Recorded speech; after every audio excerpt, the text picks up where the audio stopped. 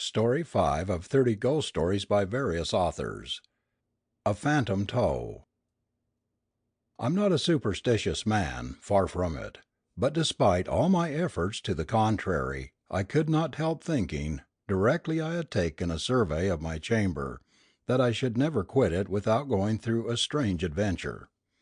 There was something in its immense size, heaviness and gloom that seemed to annihilate at one blow all my resolute skepticism as regards supernatural visitations. It appeared to me totally impossible to go into that room and disbelieve in ghosts. The fact is, I had incautiously partaken at supper of that favourite Dutch dish, sauerkraut, and I suppose it had disagreed with me, and put strange fancies into my head. But this be as it may, I only know that after parting with my friend for the night, I gradually worked myself up into such a state of fidgetness that at last I wasn't sure whether I had become a ghost myself.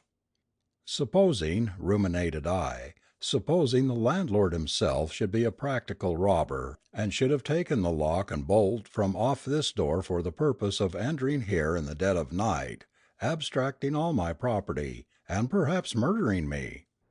I thought the dog had a very cutthroat air about him.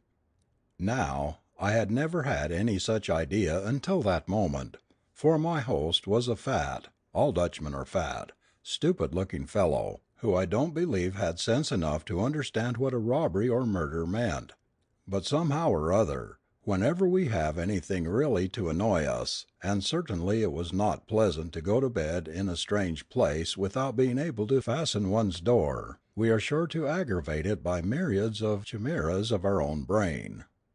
So on the present occasion, in the midst of 1,000 disagreeable reveries, some of the most wild absurdity, I jumped very gloomily into bed, having first put out my candle, for total darkness is far preferable to its flickering, ghostly light, which transformed rather than revealed objects, and soon fell asleep, perfectly tired out with my day's writing.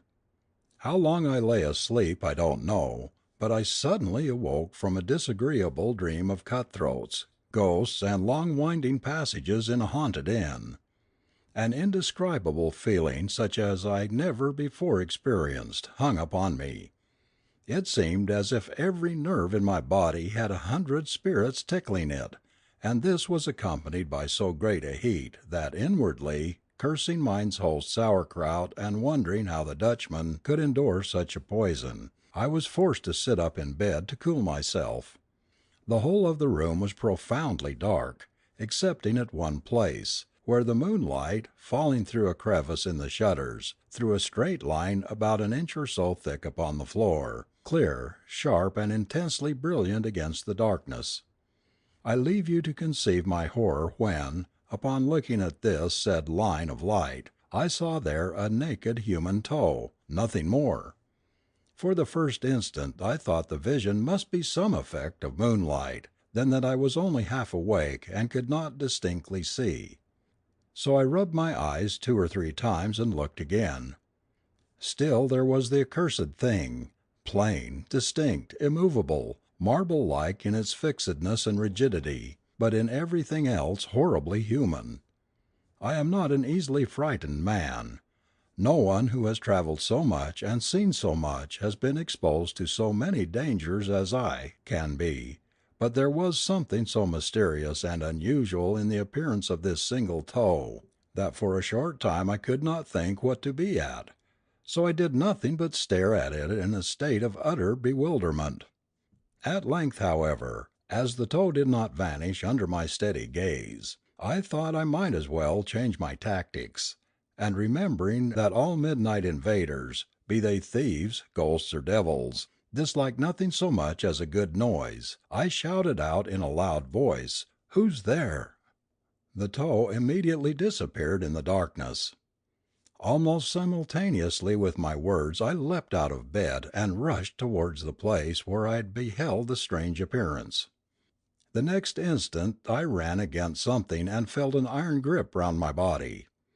After this I have no distinct recollection of what occurred, excepting that a fearful struggle ensued between me and my unseen opponent.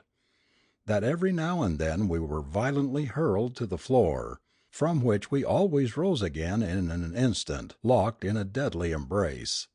that we tugged and strained and pulled and pushed, I in the convulsive and frantic energy of a fight for life, he, for by this time I had discovered that the intruder was a human being actuated by some passion of which I was ignorant; that we whirled round and round, cheek to cheek and arm to arm, in fierce contest, till the room appeared to whiz round us, and that at least a dozen people, my fellow traveller among them, roused, I suppose, by our repeated falls, came pouring into the room with lights and showed me struggling with a man having nothing on but a shirt, whose long tangled hair and wild, unsettled eyes told me he was insane.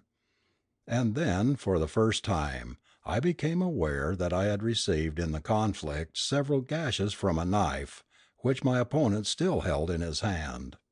To conclude my story in a few words, for I dare say all of you by this time are getting very tired, it turned out that my midnight visitor was a madman who was being conveyed to a lunatic asylum at the Hague, and that he and his keeper had been obliged to stop at Delft on their way.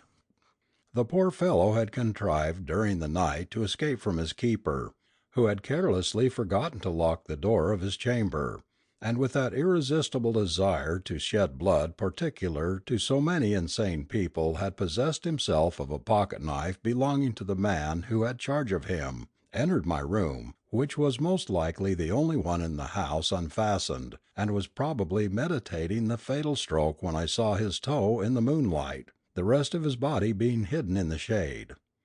After this terrible freak of his he was watched with much greater strictness, but I ought to observe, as some excuse for the keeper's negligence, that this was the first act of violence he had ever attempted. Story 5